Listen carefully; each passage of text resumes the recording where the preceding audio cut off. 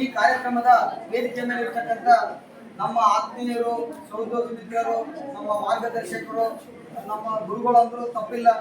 30 ವರ್ಷದಿಂದ ನಾವು ಅವರು ಸ್ನೇಹಿತರು ಆಗಿರ್ತಕ್ಕಂಥ ಸಮುದ್ದೀನ್ ಸರ್ ಅವರು, ಮತ್ತೆ SP ಕಚೇರಿಯಿಂದ ಬಂದಿರ್ತಕ್ಕಂಥ ಅವಿನಾಶ್ ಸರ್ ಅವರೇ, ವೇದಿಕೆ ಮೇಲೆ ಇರ್ತಕ್ಕಂಥ ಅಸ್ಮಾ ಮೇಡಮ್ ಅವರೇ, ನನ್ನ ಶಿಕ್ಷಕಿಯರೇ ಹಾಗೂ ನನ್ನ ನೆಚ್ಚಿನ ವಿದ್ಯಾರ್ಥಿಗಳೇ, ನೋಡಿ ಇವತ್ತಿನ ದಿನ ಎಷ್ಟು ಅಮೂಲ್ಯವಾದ ದಿನ ಅಂತ ನಾವು ತಿಳ್ಕೊಂಡಿವಿ. ಸರ್ ನಾವು 3 ದಿನ ಹಿಂದೆ ಸರ್ ಅವರು ಬಂದು ಹೇಳಿದಾಗ ನಮ್ಗೆ ಬಹಳ ಖುಷಿ ಆಯ್ತು. ನಮ್ಮ ವಿದ್ಯಾರ್ಥಿಗಳಿಗೆ ಧ್ವಜದ ಬಗ್ಗೆ ಸಂಪೂರ್ಣ ಮಾಹಿತಿ ಬೇಕು ಅಂತೇಳಿ ಅಂದ್ಕೊಂಡು ಈ ಸಮಯವನ್ನು ನಿಗದಿಪಡಿಸಿವಿ.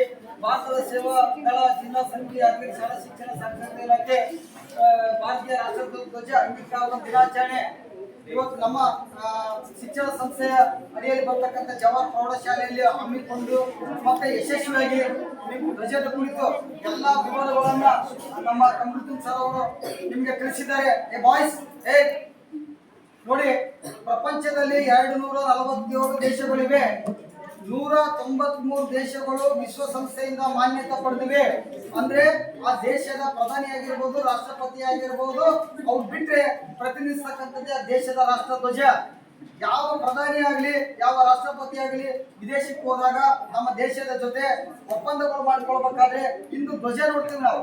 ಆಯಾ ದೇಶಗಳ ಧ್ವಜ ಯಾಕೆ ನೋಡ್ತೀವಿ ಅಂದ್ರೆ ಅಷ್ಟೊಂದು ಮಹತ್ವ ಇದೆ. ಸೂರ್ಯ ಚಂದ್ರ ಇರೋ ತನಕ ಧ್ವಜ, ಮತ್ತೆ ಭಾರತ ಅಂತಕ್ಕಂಥ ಹೆಸರು, ಭಾರತ ಹಿನ್ನೆಲೆ, ಸ್ವಾತಂತ್ರ್ಯ ಹೋರಾಟಗಾರರು, ಸ್ವಾತಂತ್ರ್ಯ ತಂದು ಕೊಟ್ಟಿರ್ತಕ್ಕಂಥದ್ದು ಯಾವುದು ನಾವು ಮರೆಯಕ್ಕೆ ಸಾಧ್ಯ ಇಲ್ಲ.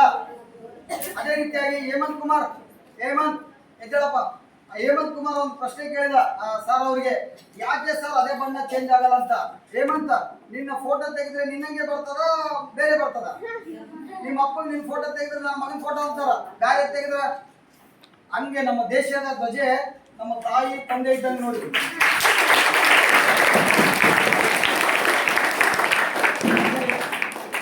ದೇಶದ ಧ್ವಜಗೆ ಅಪಮಾನ ಮಾಡಿದ ಸರ್ ಅವ್ರು ಹೇಳಿದ್ರು. 1971ರಲ್ಲಿ ರಾಷ್ಟ್ರದ ನಿಬಂಧನೆ ಕಾಯ್ದೆ ಅಂತ ಜಾರಿ ಬಂತು. ಆ ಕಾಯ್ದೆಯಲ್ಲಿ ಏನಾಗ್ತಾರೆ ಬೇಟ, ದೇಶದ ಧ್ವಜ ಎಳೆದರೆ, ಅಪಮಾನ ಮಾಡಿದರೆ 3 ವರ್ಷ ಜೈಲು ಮತ್ತೆ ದಂಡ. ಅಪಮಾನ ಮಾಡಿದರೆ ಮತ್ತು ಅರೆದರೆ 3 ವರ್ಷ ಜೈಲು ದಂಡ.